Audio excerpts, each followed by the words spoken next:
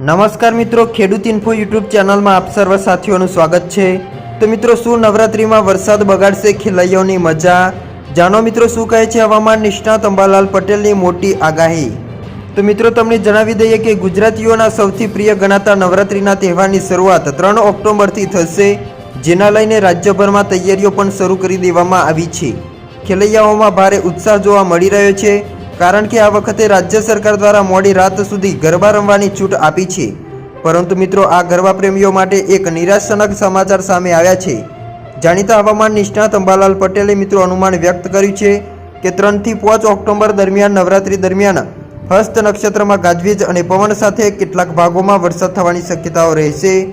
8 થી 10 ઓક્ટોબર દરમિયાન સૌરાષ્ટ્ર, મધ્ય ગુજરાત અને દક્ષિણ ગુજરાતના કેટલાક ભાગોમાં વરસાદ ખાબકી શકે છે, જ્યારે 10 થી 14 ઓક્ટોબરના રોજ અરબી સમુદ્રમાં વરસાદની સિસ્ટમ સક્રિય બને તેવી શક્યતાઓ રહેશે, જે વરસાદી સિસ્ટમ ચક્રવાતનું સ્વરૂપ પણ ધારણ કરી શકે છે, જેની અસર ગુજરાતના કેટલાક ભાગોમાં જોવા મળી શકે છે, જે વરસાદના રૂપે જોવા મળી શકે છે।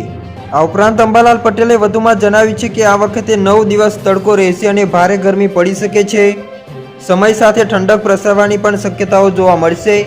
જો કે નવરાત્રિમાં ગરમીના કારણે લોકલ સિસ્ટમ બની શકે છે, તેમજ નવરાત્રિમાં હસ્ત નક્ષત્ર અને ચિત્રા નક્ષત્ર આ 2 ચોમાસાના નક્ષત્રો રહેશે। હસ્ત નક્ષત્ર દરમિયાન ગાજવીજ સાથે ભારે તથા મધ્યમ વરસાદ જોવા મળી શકે છે।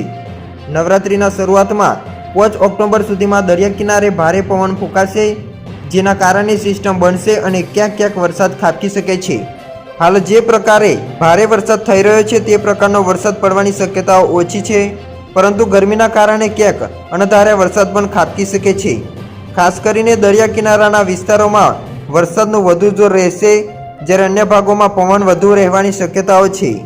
આ ઉપરાંત હજુ પણ હવામાનમાં ફેરફાર થતા રહેશે, જેના લીધે શરદ પૂનમ પછી અલગ અલગ વિસ્તારોમાં વરસાદ યથાવત રહેશે તેવું અનુમાન લગાવવામાં આવ્યું છે।